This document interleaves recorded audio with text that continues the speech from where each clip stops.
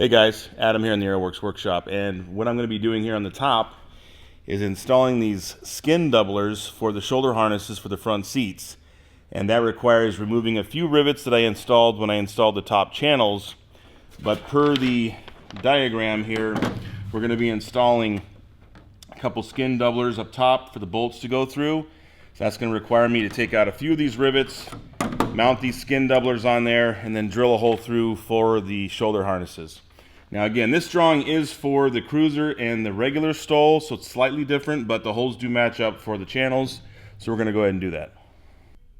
All right, well, for those of you putting the optional 4-point seat belts in your Super Duty, you'll get a drawing that's included with the Sparco seatbelt set that looks like this one here, but you notice that it says for the 750 stole and the cruiser, which have a slightly different fuselage in the back. Now I want you to make note here, this is about 11 rivet holes back, and you notice there's a rivet line right here. The Super Duty does not have this cross brace in there, and the count on the rivets is not the same, the pitch is off. Also, as I look at this, as I fit this up, you can see the shoulder harness is laying over the seat there. If I were to put this top mount where it shows on their plans for the cruiser, it would be way back here. And as you can imagine, if you have a passenger back there, they're going to have two of these right in their face. Not necessarily the extra, but the strap. I also don't think it needs to be back that far, because I think having it up here closer where it's more rigid and strong is going to be better. So I'm going to opt for coming back one rivet off the top here and then mounting that 4 rivet doubler up there. I'm going to do some double checking before I do it, but I think it's going to be a better scenario for where the seat belt will be mounted. It's a more rigid area, and like I said, the drawing does not match the Super Duty. It is for the cruiser, which has no back seat and has no concern about the seat belt straps and that being in the way of somebody. We also have a skylight here and such.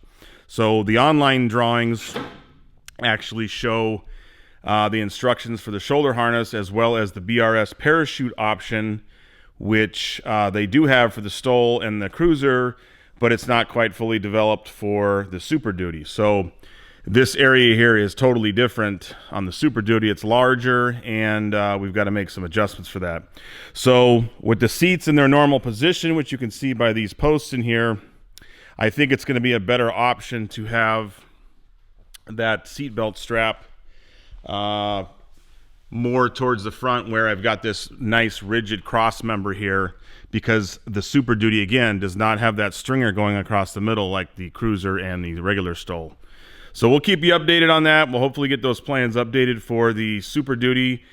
And on to the next item, which is going to be the Gasolator installation. All right, guys, as we get ready to install the Aerolabs Gasolator filter assembly in the bottom of the Super Duty, it's real important to understand what all of the fittings are and which direction they need to face.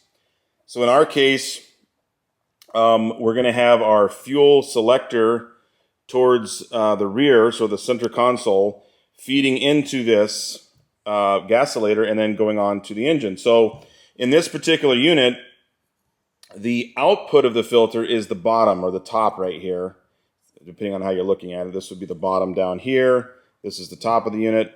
This is the output. This is the input. So in our case, we want this rotated like this. And that's important because as you get to the installation, you have to make sure you understand where this safety release valve is going to be for the cap. Now, luckily, they allow enough detents around the whole thing to position it. We don't want our aerodynamic cap to be sitting like this on the bottom of the plane, so we can do it like this. We can do it like this. They give you all these different mounting positions. But it's important to just understand that when you're laying things out, that you understand, okay, in my plane, my selector is going to be back here. It's going to feed into the input, come out of the output with an elbow, and then move on forward to the engine. So just something to keep in mind. Make sure you use both the installation manual as well as the owner's manual, because the owner's manual is what's going to tell you what the in and outs of everything is, whereas the installation guide is only going to show you how to drill holes and which position it should be in. So make sure it works with your particular fuel valve selector, and that you have everything organized and set up appropriately. I am using the Andair fuel valve selector, so my output on there will be feeding the input and then the output to the engine. So that's my setup. Yours may be different than mine. Let's go ahead and keep proceeding on to drilling out the hole. We did get the template with the Aerolabs. This is the internal part. There's also an outside part here. This allows you to drill all of the holes in the appropriate area for the release valve and the center, as well as where all the rivets are going to be, the countersunk screw holes are going to be, to make sure that you orientate everything in the right direction. Same with the part that's going to be on the outside, which is going to be that little notch is our safety valve. So that little notch has to line up with which orientation you're putting your safety relief valve on the bottom of the airplane. So keep that in mind.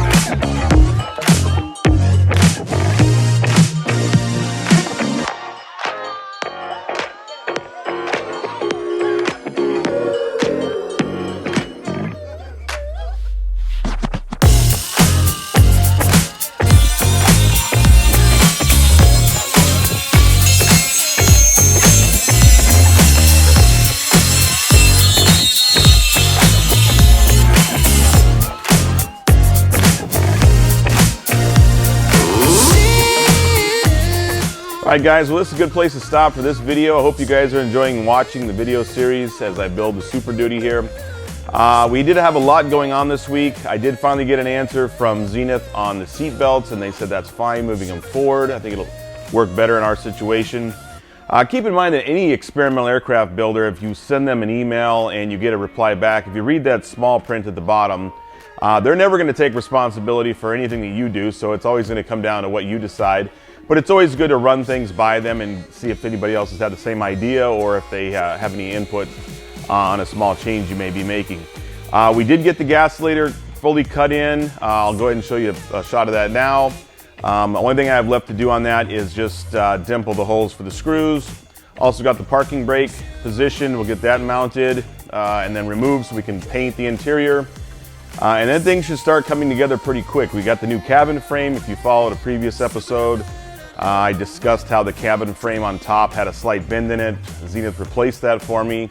I picked up the cost of shipping it to me, got it here in a day, and I'm in the process of getting that final fit. You saw the cutting of the tubes in this video. In the next video, we'll actually get the drilling the new holes on the top and sides, and then we'll send it out to powder coat, and when it comes back, it'll be ready to install in its permanent and final position so I can start framing out the door. So again guys, it's Adam with Aeroworks. I hope you've been enjoying the build series. If you have a comment, if you have a question, leave it down below. I do try and answer every single one. I'm also thinking about doing a couple live episodes coming up.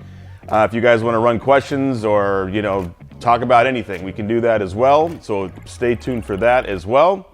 Again, but I want to thank you everybody for supporting the channel.